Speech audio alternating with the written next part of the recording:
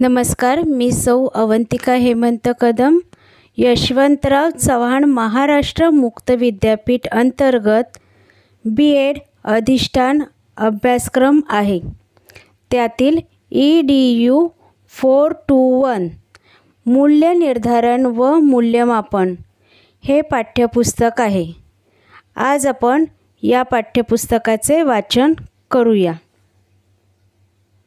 घटक 7 कसोटीतील प्राप्तांक आणि त्यांचे अर्थ, अनुक्रमणिका, उद्दिष्टे, प्रास्ताविक, विषय विवेचन यामध्ये एकूण 9 घटक आहेत. 1. मूल्यमापनातील महत्त्वाचे 3 टप्पे. 2. कसोटी प्राप्तांकाचे अर्थनिर्वचन करण्याची गरज. 3. कसोटी प्राप्तांकाच्या अर्थनिर्वचनासाठी वर्णनात्मक सांख्यिकीचा वापर. 4. प्राप्तांकाचे प्रकार, कच्चे व साधित प्राप्तांक. 5. सुट्ट्या प्राप्तांकाचे अर्थनिर्वचन. 6. प्राप्तांकाच्या गटाचे अर्थनिर्वचन. 7. प्रमाणित कसोट्यांमधील प्राप्तांकाचे अर्थनिर्वचन. 8. शिक्षक निर्मिती चाचण्या व बहुपाठाच्या सहाय्याने अनुमान प्रक्रिया. 9. प्रमाणके वापरताना घ्यावयाची काळजी, पाठाचा सारांश व क्षेत्रीय उद्दिष्टे. या घटकाचा अभ्यास केल्यानंतर आपल्याला कसोटी प्राप्तांकाच्या अर्थनिर्वचनाची गरज लक्षात येईल. कसोटी प्राप्तांकाच्या अर्थनिर्वचनासाठी वर्णनात्मक सांख्यिकीचा वापर करता येईल. वेगवेगळ्या प्रकारात सामग्रीचे वर्गीकरण करता येईल. व्यक्तीच्या आणि गटाच्या प्राप्तांकाचे अर्थनिर्वचन करता येईल. प्रमाण कसोटीच्या प्राप्तांकाचे अर्थनिर्वचन करता येईल. शिक्षकाने घेतलेल्या कसोट्या आणि गृहपाठाद्वारे केल्या जाणाऱ्या मूल्यमापनाविषयीचे महत्त्व सांगता येईल. प्रास्ताविक. मूल्यमापन ही माहितीद्वारा निर्णय देण्याची प्रक्रिया आहे.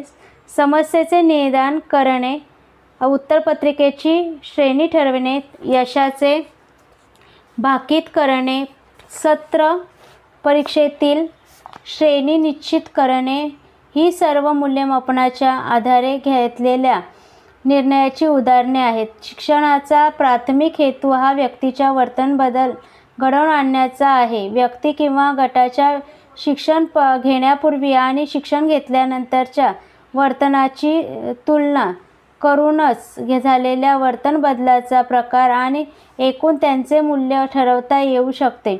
एका अर्थी बदलाचे मापन करणे हेच शैक्षणिक मूल्य निर्धारण आणि मूल्यमापनाचे अत्यंत महत्त्वाचे कार्य होय. अध्ययनपूर्व चाचणी व अध्ययनानंतरची चाचणी यामधील काळात विद्यार्थ्यांना अपेक्षित अध्ययनासाठी भरपूर संधी देणे आवश्यक आहे. अध्ययनाचा आशय यामधल्या काळात त्यांनी आत्मसात करावा अशी अपेक्षा आहे. म्हणजेच त्यांनी पूर्वचाचणीतील मिळालेल्या किमान गुणांचे रूपांतरण अंतिम चाचणीतील कमाल गुणांमध्ये होऊ शकेल. विद्यार्थ्यांमध्ये झालेला वर्तन बदल हा त्यांच्या अंतिम व पूर्वचाचणीतील गुणांमधील फरकाचे सहज कळू शकतो. मात्र त्यासंबंधीचा हा अंदाज अगदी कच्च्या स्वरूपात असतो. मात्र हा बदल केवळ अपघाताने झालेला आहे की खरोखरच अध्ययनाचा परिणाम होऊन झालेला आहे हे शोधण्याच्या अनेक पद्धती आज उपलब्ध आहेत. याचाच आपण आता विचार करणार आहोत. मूल्यमापन ही त्यासाठी एक अत्यंत महत्त्वाची प्रक्रिया आहे. पाठाचे विषय विवेचन. त्यातील पहिला घटक मूल्यमापनातील महत्त्वाचे 3 टप्पे. यामध्ये मूल्यमापनात खालील 3 महत्त्वाच्या टप्प्यांचा समावेश होतो. 1. मापन करावयाच्या गुणवैशिष्ट्यांचा शोध घेणे आणि त्यांची व्याख्या करणे. 2. ज्या गुणवैशिष्ट्यांचे मापन करावयाचे आहे ती वैशिष्ट्ये व्यक्त होण्यासाठीची प्रक्रिया ठरविणे. 3. त्या गुणवैशिष्ट्याचे निरीक्षण करून त्या निरीक्षणाचे संख्यात्मक रूपांतरण करण्यासाठीची पद्धती निश्चित करणे. 1. गुणवैशिष्ट्यांचा शोध व निश्चिती. व्यक्तीच्या किंवा वस्तूच्या गुणांचे मापन केले जाते. टेबलांची लांबी, सुरुंगाच्या भट्टीची उष्णता, गाडीच्या टायरचा टिकाऊपणा, लहान मुलांची बुद्धिमत्ता, प्रौढांची भावनिक व परिपक्वता यांचे मापन आपण करू शकतो. उदाहरणार्थ लांबी. तेव्हा लांबी म्हणजे हे काय हे आपल्याला निश्चित माहिती असते. अर्थात हे सर्वच भौतिक गुणांच्या संदर्भात शक्य नसते. उदाहरणार्थ गाडीच्या टायरचा टिकाऊपणा म्हणजे काय? तीक्ष्ण वस्तूंमुळे त्याला छिद्र न पडणे हे अभिप्रेत आहे. वातावरणात त्यांची झीज कमी होणे हे अभिप्रेत आहे का, किंवा या सर्वच गोष्टी अभिप्रेत आहेत का? जोपर्यंत टिकाऊपणा म्हणजे काय याविषयीची एकवाक्यता होत नाही तोपर्यंत आपण मापनात विविध प्रगती करू शकत नाही.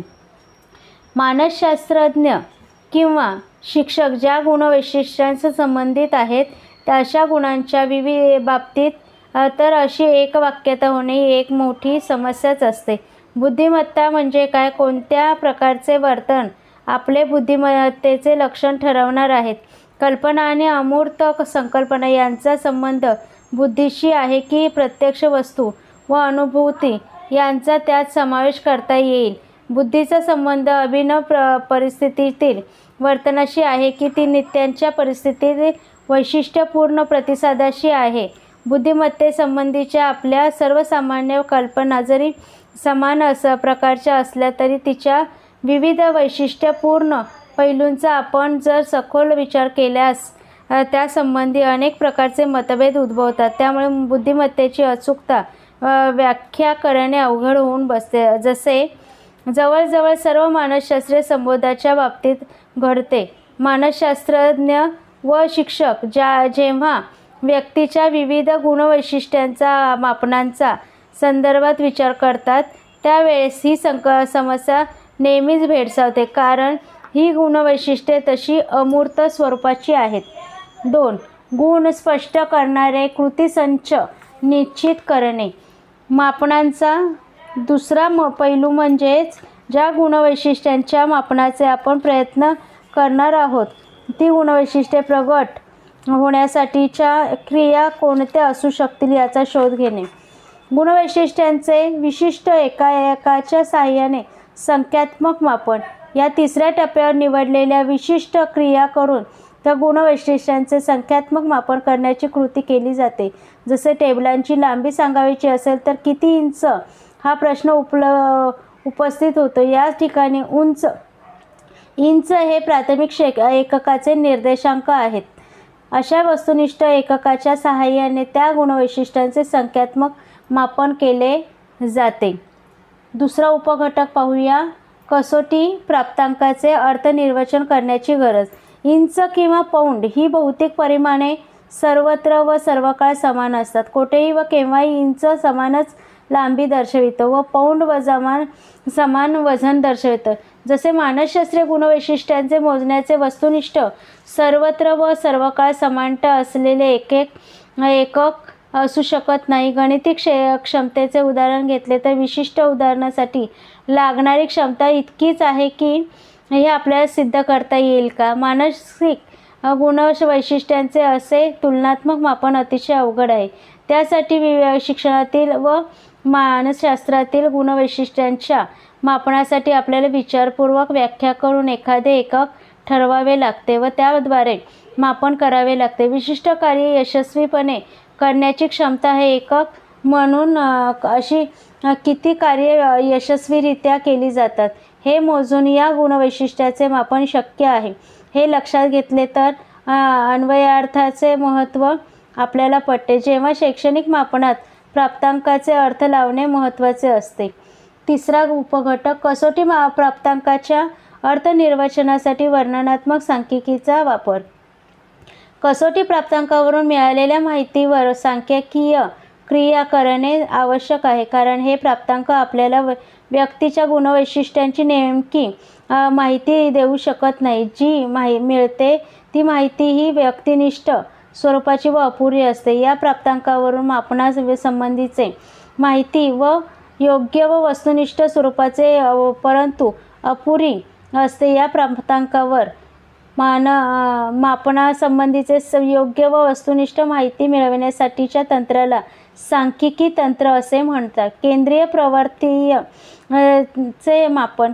जेव्हा गटाचा प्रातिनिधिक प्राप्तांक कळतो तेव्हा व्यक्तीच्या प्राप्तांकाचा अर्थ लावणे किंवा गटाच्या प्रगतीची तुलना करणे सुलभ होते. या प्रातिनिधिक प्राप्तांक शोधण्यासाठी सरासरी मध्यमान शोधले जाते. या प्राप्तांक वितरणाच्या मध्यभागात असतो म्हणून एक प्रकारे ते गटाच्या केंद्रीय प्रवृत्तीचे मापन असते. 1. मध्यमान, 2. मध्यांक व 3. बहुलक.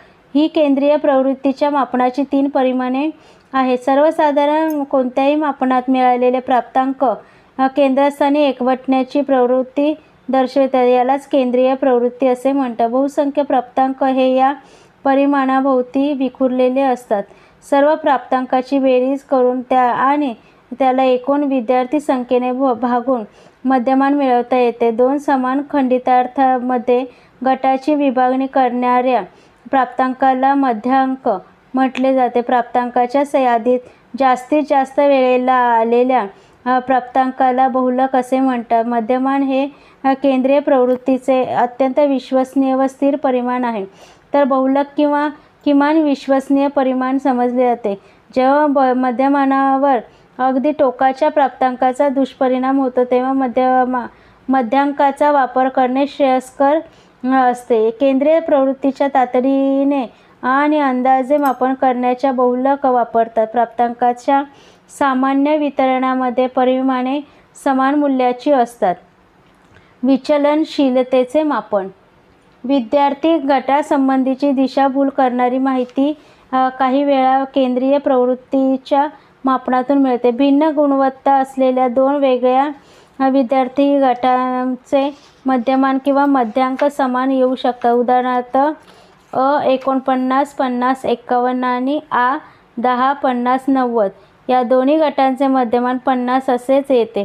परंतु या गटातील विद्यार्थी अतिशय भिन्न प्रकारचे आहेत हे उघड दिसते. पहिला अ गट अत्यंत समजातीय आहे, तर दुसरा आ गट अत्यंत भिन्न जातीय आहे.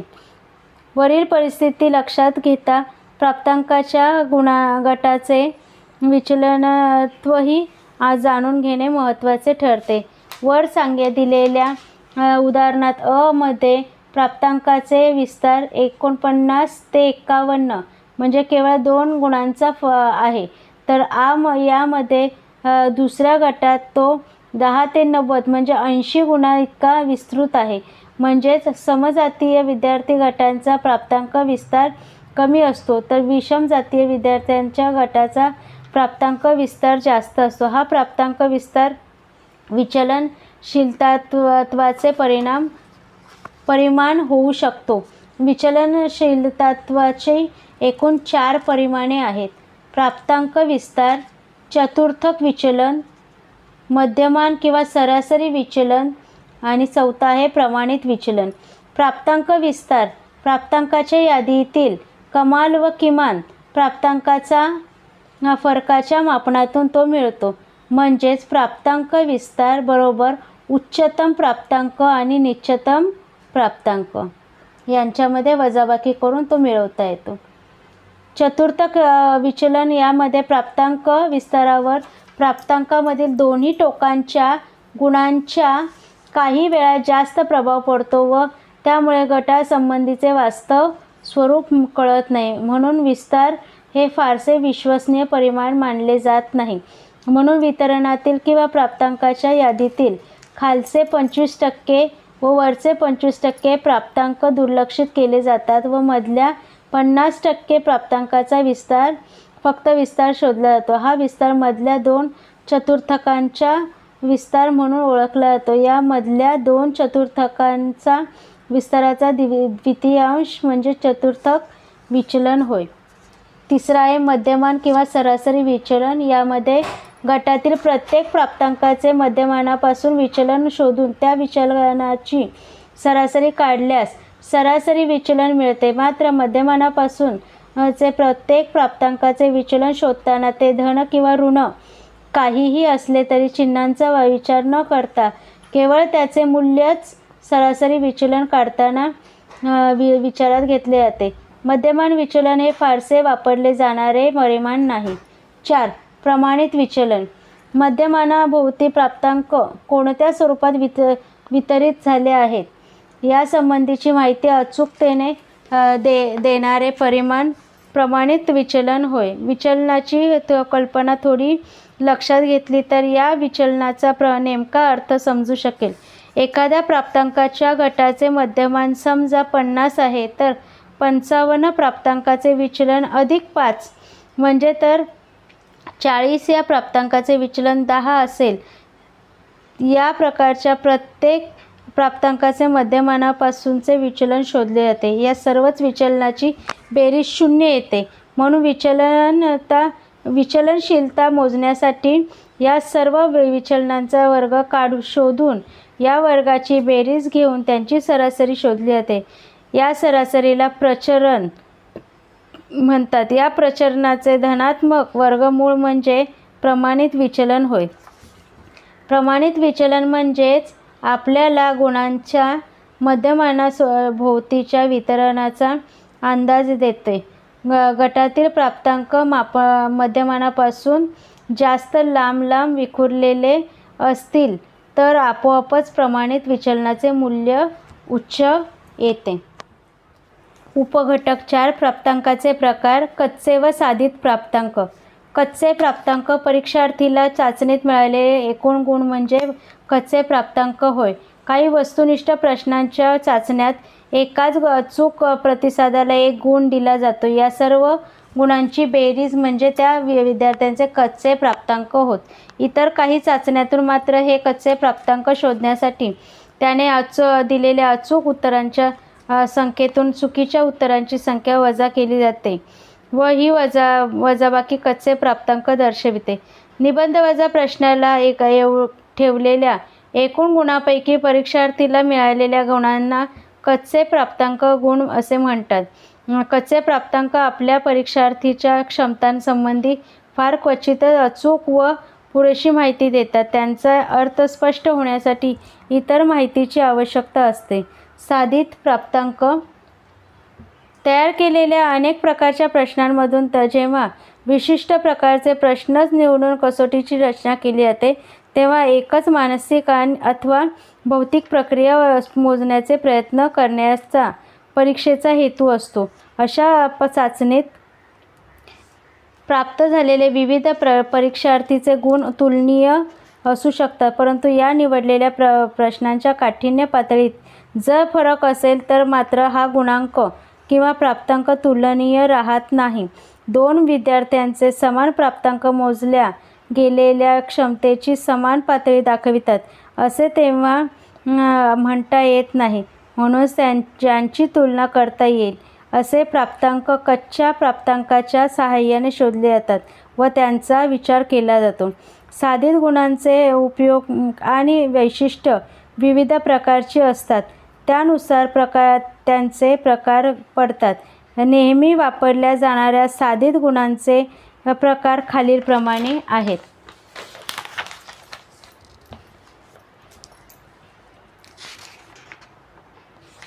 त्यामध्ये पहिला आहे समान श्रेणीदर्शक प्राप्तांक. विशिष्ट श्रेणीच्या व इयत्तेच्या विद्यार्थ्यांनी प्राप्त केलेल्या गुणांच्या सरासरीवरून हे प्राप्तांक ठरविले जातात. 2. समान वयदर्शक प्राप्तांक. विशिष्ट वयोगटाच्या विद्यार्थ्यांच्या प्राप्तांकाचा मध्यांक म्हणजे हा प्राप्तांक होय. येथे मोठ्या प्रातिनिधिक अशा विविध वयोगटातील विद्यार्थ्यांची सांगड त्या वयोगटाच्या प्राप्तांकाच्या मध्यांकाशी घातली जाते. वयोगट विद्यार्थ्यांची चाचणी घेऊन मापन केले जाते. प्राप्तांक शोधले जातात. प्रत्येक वयोगटाची सांगड त्या वयोगटाच्या प्राप्तांकाच्या मध्यांकाशी घातली जाते. वयोगट व त्या वयोगटाचा मध्यांक यांचा आलेख तयार केला जातो. त्या आलेखाचे सरलीकरण करून वक्र मिळविला जातो. या वक्राच्या सहाय्याने समान वयदर्शक प्राप्तांकाविषयीची माहिती मिळते व विशिष्ट व्यक्तीच्या संदर्भात प्रगतीचा अंदाज किंवा त्यांची इतरांशी तुलना शक्य होते. 3. शततमक श्रेणी. शततमक क्रम किंवा शततमक नुसता प्राप्तांक व्यक्तीच्या एकूण प्रगतीसंबंधी अथवा चाचणीतील प्रतिसादांच्या दर्जांसंबंधी समाधानकारक माहिती देऊ शकत नाही. त्याची प्रगती किंवा परागती यांचा अंदाज कच्च्या प्राप्तांकामुळे येऊ शकत नाही. व्यक्तीच्या प्राप्तांकाशिवाय यांचा विशिष्ट गटातील गुणानुक्रम अधिक अर्थपूर्ण असतो. असे एखाद्या मुलाला गणितात 67 गुण मिळाले आहेत. यापेक्षा गणितातील यांचा गुणानुक्रम 50 विद्यार्थ्यांमध्ये 10वा आहे. ही माहिती जास्त अर्थपूर्ण व त्यांच्या क्षमतांविषयी नेमका अंदाज देणारी आहे. याचा अर्थ मुळी हा मुलगा त्या गटातील 40 मुलांपेक्षा उजवा आहे असा होतो. हा गुणानुक्रम अधिक अर्थपूर्ण होण्यासाठी तो शेकडेवारीच्या स्वरूपात सांगितला जातो. वर दिलेल्या उदाहरणावरून आपल्या लक्षात येते की 67 पैकी कमी गुण मिळविणाऱ्या विद्यार्थ्यांची संख्या 40 आहे.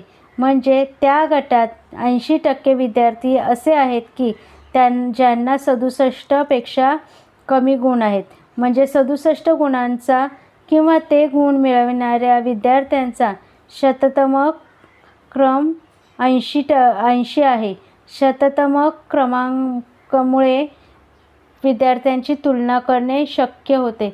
त्याचबरोबर त्यांचा प्राप्तांकाला नेमका अर्थही प्राप्त होतो. चौथा गट प्रमाणित प्राप्तांक. कच्च्या प्राप्तांकाचे प्रमाणित प्राप्तांकात रूपांतर करणे प्रसामान्य संभव वक्राच्या सहाय्याने सहज शक्य होते. त्यासाठी प्रत्येक प्राप्तांकाचा शततम क्रम शोधला जातो व त्याला समतुल्य असा प्राप्तांक प्रसामान्य संभव वक्राच्या क्षेत्रीय कोष्टकाच्या मदतीने शोधला जातो. या प्राप्तांकाचे रूपांतर पुन्हा 50 व मध्यमान व 10 प्रमाणित विचलन असलेली टी प्राप्तांकात केलेली जाते. अशा रीतीने जेव्हा कसोटीत दिलेल्या गटातील प्राप्तांकाचे वितरण जेव्हा सामान्य असते तेव्हा झेड म्हणजे प्राप्तांक व टी म्हणजे प्राप्तांक एकमेकांशी जुळतात. टी प्राप्तांकाचा विस्तार 0 ते 100 असू शकतो. यामध्ये प्रसामान्य प्राप्तांक गटातील सर्व प्राप्तांक येतात. स्टेनानाइन आज मोठ्या प्रमाणात वापरले जाणारे हे प्राप्तांक शततमकाच्या 9 टप्प्यांमध्ये विभाजन करण्याच्या तत्त्वावर दिलेले आहे. यामध्ये उच्च प्राप्तांक 4%, स्टेनाइन प्राप्तांक म्हणजे 9, सर्वात कमी प्राप्तांक 4% म्हणजे 1, पुढचे 7% म्हणजे 2, पुढचे 12% म्हणजे 3, त्या पुढचे 17% म्हणजे 4, मधले 20% मध्ये 5, पुढचे 17% मध्ये 6, त्यापुढे 12% मध्ये 7 आणि त्यापुढे 7 मध्ये 8. शैक्षणिक मापनातील एक मोठी समस्या म्हणजे या मापनात 0 असा प्राप्तांक अभावानेच असतो. कारण कोणत्याही क्षमतेच्या बाबतीत तिचा पूर्ण अभाव कोणत्याच व्यक्तीच्या ठिकाणी असू शकत नाही. बुद्धिमत्तेच्या सर्वात खालची पातळी कोणती? ती 0 असू शकेल काय? म्हणजे बुद्धिमत्तेचा पूर्ण अभाव असलेली व्यक्ती असू शकेल काय? म्हणूनच भौतिक मानासाठी शून्याने दाखविण्याऐवजी पातळी मानसशास्त्रीय व शैक्षणिक मापनामध्ये असूच शकत नाही. आणि म्हणूनच शैक्षणिक मापनासाठी 0 संदर्भ बिंदू न धरता मध्यबिंदू किंवा सामान्य पातळी हा संदर्भ बिंदू धरला जातो व तेथूनच विशिष्ट व्यक्ती किंवा किती खाली किती वर आहे ते मोजले जाते. हा संदर्भ बिंदू किंवा ही सामान्य पातळी म्हणजे विशिष्ट गटांचा मध्यमान किंवा सरासरी होय.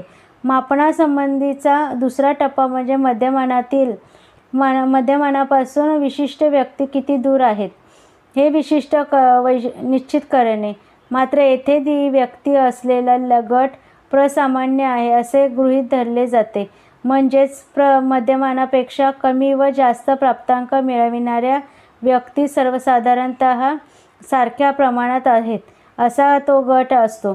अशा प्राप्तांकाच्या गटाचा आलेख घंटाकृती असतो. अशा त्या काही वैशिष्ट्येही असतात. ती वैशिष्ट्ये गणिती भाषेत देता येतात. या आलेखाची उंची त्या प्राप्तांकाची वारंवारता दर्शवते. या आलेखाची मधोमध असलेली कमाल उंची सरासरी किंवा मध्यमाना इतके गुण मिळवणारे जास्तीत जास्त विद्यार्थी आहेत असे दर्शवते. डाव्या व उजव्या बाजूला उंची कमी कमी होत जाते याचा अर्थ मध्यमानापेक्षा जास्त व कमी कमी गुण मिळविणारे विद्यार्थी कमी कमी होत जातात. प्रमाणित प्राप्तांकाचे उपयोग आणि फायदे थोडक्यात असे. 1. प्रमाणित प्राप्तांक मापनासाठी समतुल्य असे एकक आपल्याला देऊ शकतात.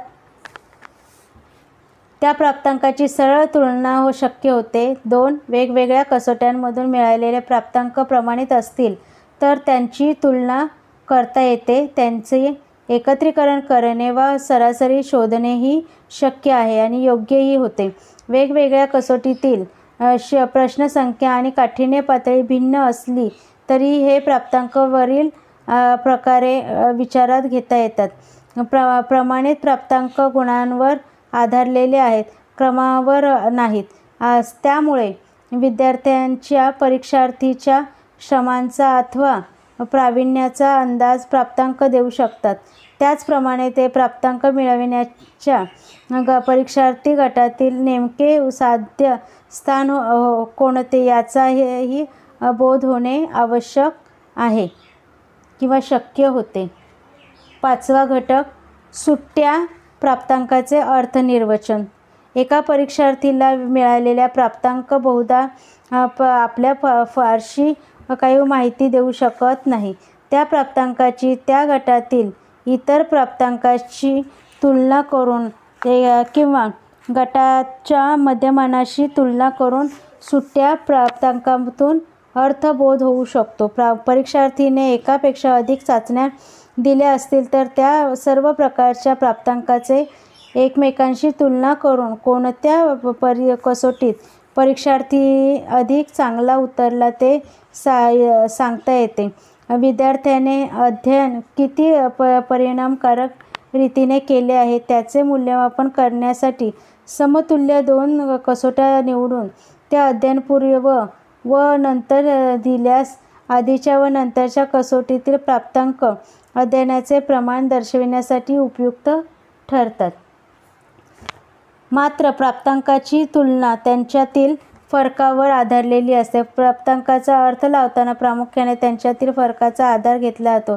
हा फरक दाखविणारी संख्या मात्र फारशी विश्वसनीय अर्थ लावू शकत नाही. किंबहुना बऱ्याच वेळा प्राप्तांकापेक्षाही हा फरक अर्थनिर्वचनाची अधिक दिशाभूल करणारा ठरतो. 6वा उपघटक पाहूया. प्राप्तांकाच्या गटाचे अर्थनिर्वचन. बऱ्याच वेळा 2 भिन्न विद्यार्थी समूहांच्या प्रगतीची तुलना केली जाते. त्यासाठी त्या 2 गटांच्या प्राप्तांकाच्या सरासरीची तुलना केली जाते. काही वेळा शाळेतल्या एका वर्गाच्या प्रगतीचा अंदाज घेताना त्याच इयत्तेच्या सर्व तुकड्यांच्या एकूण सरासरीशी त्या विशिष्ट वर्गाच्या सरासरीची तुलना केली जाते किंवा त्याही पुढे जाऊन त्या वर्गाच्या सरासरीची तुलना त्या प्रकारच्या विद्यार्थ्यांच्या राष्ट्रीय स्तरावरील सरासरीशीही केली जाते. गटांमध्ये मध्यमापनाची तुलना बरीच अर्थपूर्ण असते. अनेक शिक्षक एकाच इयत्तेतल्या अनेक प्रकारच्या तुकड्यांमधील विद्यार्थ्यांच्या प्रगतीची तुलना करताना त्यांच्या मध्यमानांचा आधार घेतात. ज्या तुकडीमध्ये मध्यमान अधिक त्या तुकडीची प्रगतीही जास्त असा त्याचा अर्थ लावला जातो. मात्र असा अर्थ लावताना हा फरक केवळ अपघाताने आला आहे की खरोखरच 2 गटांमध्ये प्रगतीत अंतर आहे हे तपासणे आवश्यक असते. त्यासाठी त्या गटाच्या मध्यमानातील प्रमाणित त्रुटींचा विचार करावा लागतो व त्यांच्यामधील फरक हा खरोखरच लक्षणीय आहे की अपघाताने आला आहे हे ठरवता येते. असे ठरवूनच गटाच्या प्रगतीचा नेमका अर्थ लावता येतो. उपघटक 7. प्रमाणित कसोट्यांमधील प्राप्तांकाचे अर्थनिर्वचन. कसोटीतून केलेल्या मापनाची प्रक्रिया म्हणजे कसोटीतल्या कच्च्या प्राप्तांकाचे रूपांतरण, आकलन सुलभ व अर्थनिर्वचन करायला सुलभ अशा प्राप्तांकात करण्याची प्रक्रिया होय. कसोटी देणाऱ्याला पाहिजे त्या स्वरूपातील प्रमाणित प्राप्तांकात हे रूपांतर केले जाते. अनुमान प्रक्रिया. एखाद्या संदर्भ बिंदूशी तुलना केल्याशिवाय कच्च्या प्राप्तांकाचा फारसा उपयोग होऊ शकत नाही. तुलनेची ही प्रक्रिया म्हणजे प्रमाणित प्राप्तांकाचे अर्थनिर्वचन होय. असे अर्थनिर्वचन म्हणजे अनुमान प्रक्रिया होय. त्यासाठी नेहमी असे गृहीत धरले जाते की कसोटीतील प्राप्तांक हा व्यक्तीच्या त्या विषयातील किंवा आशय ज्ञानातील क्षमतेचा सप्रमाण व अचूक निर्देश आहे. मात्र या गृहीतकानुसार वास्तव परिस्थिती नेहमी असेलच असे नाही व म्हणूनच व्यक्तीचे कसोटीतील प्राप्तांक आणि कसोटीत मोजल्या जाणाऱ्या क्षमता याचा निश्चित संबंध आहे. हे संबंध सिद्ध करण्यासाठी पुरावे शोधावे व द्यावे लागतात. हे पुरावे देऊनच कसोटी प्राप्तांकाच्या सहाय्याने व्यक्तीच्या क्षमताविषयी अनुमान केले जाते. वर दिल्याप्रमाणे एखाद्या प्रमाणित संदर्भ बिंदूच्या अथवा मूल्यांच्या संदर्भात कोणत्याही परीक्षार्थीच्या प्राप्तांकाचा अर्थ लावणे नेहमी सुलभ जाते. या प्रकारच्या अनुमान प्रक्रियेला प्रमाण संदर्भित अनुमान असे म्हणतात. या संदर्भ मूल्यांच्या अनुरोधाने शोधल्या जाणाऱ्या प्रमाणित प्राप्तांकाच्या अनुरोधानाचे मापन अर्थ लावताना प्रमाणित प्राप्तांकाची तुलना व्यक्तीच्या प्राप्तांकाशी केली जाते. अशा रीतीने अर्थनिर्वचनासाठी बहुतेक सर्व प्रमाणित कसोट्यांबरोबरच एक किंवा अनेक प्रकारच्या साधित प्राप्तांकासंबंधीची माहिती पुरवली जाते. या साधित प्राप्तांकामुळे व्यक्तीच्या क्षमतांची वस्तुनिष्ठ अशा तुलना करणे अतिशय सुलभ होते. शिक्षक निर्मित चाचण्या व गृहपाठांच्या सहाय्याने अनुमान प्रक्रिया शिक्षकाने विद्यार्थ्याला दिलेल्या चाचणीला अथवा गृहपाठाला तपासून श्रेणीदान करणे म्हणजे विद्यार्थ्यांच्या प्रगतीचे अनुमान करणे होय. श्रेणी म्हणजे त्याने केलेल्या कार्याचा दर्जा संबंधीचे शिक्षकाने केलेले मूल्यमापन होय. कित्येक वेळा श्रेणीदान करताही शिक्षक विद्यार्थ्यांच्या कार्यासंबंधीचे मूल्यमापन करू शकतात. असे करताना प्रामुख्याने शिक्षक एखाद्या निकषाच्या आधारे विद्यार्थ्याच्या क्षमता तपासतो. त्या निकषाशी तिची तुलना करतो व मग अनुमान काढतो.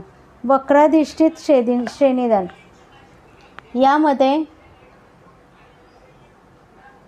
या प्रकारचे श्रेणीदान करताना प्राप्तांकाचे वितरण अशा पद्धतीने केले जाते की एकूणच सर्व अंतिम श्रेणी प्रसामान्य वितरणाच्या कक्षेमध्ये बरोबर असतील. प्रत्येकात असे श्रेणीदान करताना सर्व प्राप्तांकाचे असे वर्गीकरण करतात की प्रत्येक वर्गाचे वर्गांतरण किंवा व्याप्ती भिन्न असते, पण सर्व प्राप्तांकाचा समावेश मात्र वितरणात होतो. वितरणातील अत्यंत छोटे प्राप्तांक गट या वितरणाच्या दोन टोकांना असतात. मधला प्राप्तांकाचा गट सर्वात मोठा असतो. या पद्धतीने श्रेणीदान द्यावयाचे ठरविले तर काही विद्यार्थी नापास होणे किंवा त्यांना नापास करणे अपरिहार्य ठरते, ते मग भले ते कितीही प्रगती दर्शवत. वक्राधिष्ठित श्रेणीदान जेव्हा केले जाते तेव्हा गृहीत धरले जाते की वर्गातील विद्यार्थ्यांचा गट प्रावीण्यतेचे प्रसामान्य वितरण दर्शवितो, कारण त्यांच्या अभियोग्यताही प्रसामान्य वितरणाशी जुळणाऱ्या आहेत. अनेक वर्गातील विद्यार्थ्यांच्या बाबतीत हे गृहीत चुकीचे ठरते, कारण छोट्या विद्यार्थ्यांसंबंधी असलेले वर्गांमधील अभियोग्यतेचे प्रसामान्य वितरण असणे अशक्य आहे.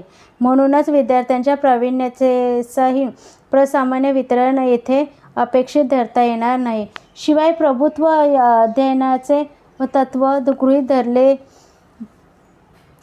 धरले तर अभियोग्यतेचे प्रसामान्य वितरण जरी गटामध्ये आढळले तरीही प्रावीण्याच्या बाबतीत ते असेलच असे नाही. प्रावीण्य उच्च प्रतीचे असणारे विद्यार्थी त्या गटात जास्त प्रमाणात असणे सहज शक्य आहे. त्या तत्त्वानुसार शिक्षक आपले कार्य उत्तम रीतीने पार पाडित असतील तर अनेक किंवा सर्व विद्यार्थी ही अध्ययनाची सर्व उद्दिष्टे एखाद्या पाठ्यक्रमाच्या संदर्भात प्राप्त करू शकतील. त्यांच्या सर्वांच्या प्रावीण्याच्या पातळीही उच्च असतील व ओघानेच श्रेणीही उच्च असतील. त्यामुळे ह्या श्रेणी त्या विद्यार्थी गटाच्या तुलनेतील त्यांचे स्थान दर्शविणारे असणार नाही. 9वा उपघटक प्रमाणके वापरताना घ्यावयाची काळजी. कसोट्या या परीक्षार्थीच्या विशिष्ट क्षेत्रातील ज्ञानाची अथवा गुणवैशिष्ट्यांची पातळी ठरवितात. म्हणून प्रमाणके ही परीक्षार्थींच्या त्या पातळीचा नेमका अर्थ लावण्यासाठी उपयुक्त ठरतात, कारण प्रमाणक हे सामान्य परीक्षार्थीच्या पातळी दर्शवित असते. कसोटीतील कोणताही प्राप्तांक वय किंवा श्रेणी प्रमाणकात अथवा शतमानकात किंवा प्रमाणित प्राप्तांकात रूपांतरित करून त्या कसोटीतील त्या व्यक्तींच्या निश्चित पातळीचा अंदाज व्यक्त करू शकतो. या एकाच व्यक्तीच्या विविध कसोटीतील प्राप्तांकाचे प्रमाणित प्राप्तांक रूपांतरण कळल्यास त्या व्यक्तीच्या संपूर्ण व्यक्तिवैशिष्ट्यांचे एक व्यक्तिचित्रही म्हणजे प्रोफाईल तयार होते व व्यक्तिचित्रावरून त्या व्यक्तीच्या विविध क्षेत्रातील कार्यक्षमतेचा तुलनात्मक आढावा घेणे सहज शक्य होते. पाठाचा सारांश पाहूया. वस्तूच्या अथवा व्यक्तीच्या गुणवैशिष्ट्यांचे मापन करणे शक्य आहे.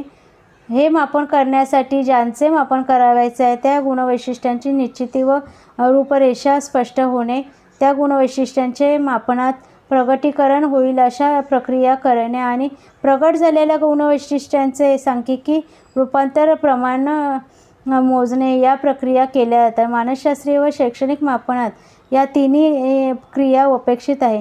शैक्षणिक मापनात मिळणाऱ्या सांख्यिकीय माहितीचा अन्वयार्थ लावला जातो व त्यावरूनच निर्णय घेऊन निष्कर्ष मिळू शकतात. प्राप्तांकाचा अर्थ लावण्यासाठी केली जाणारी पहिली प्रक्रिया म्हणजे वर्णनात्मक सांख्यिकीचा वापर होय. प्राप्तांक कच्चे किंवा साधित असतात. कच्चे प्राप्तांक फारसे अर्थपूर्ण नसतात. एका परीक्षार्थीच्या प्राप्तांकाची दुसऱ्याच्या प्राप्तांकाशी जेव्हा तुलना केली जाते तेव्हाच अर्थपूर्ण वाटतात. गटाचे मध्यमानही दुसऱ्या मध्यमानाशी तुलना केल्यास अर्थपूर्ण होतात. प्रमाणित प्राप्तांकाचा उपयोग करताना व्यक्तीच्या त्या कसोटीतून मोजल्या जाणाऱ्या क्षमतांचा तुलनात्मक अंदाज येत असतो. सर्वसाधारण क्षमता दर्शविणारी प्रमाणके वापरूनही व्यक्तीच्या प्राप्तांकाचा अर्थ लावता येतो. धन्यवाद.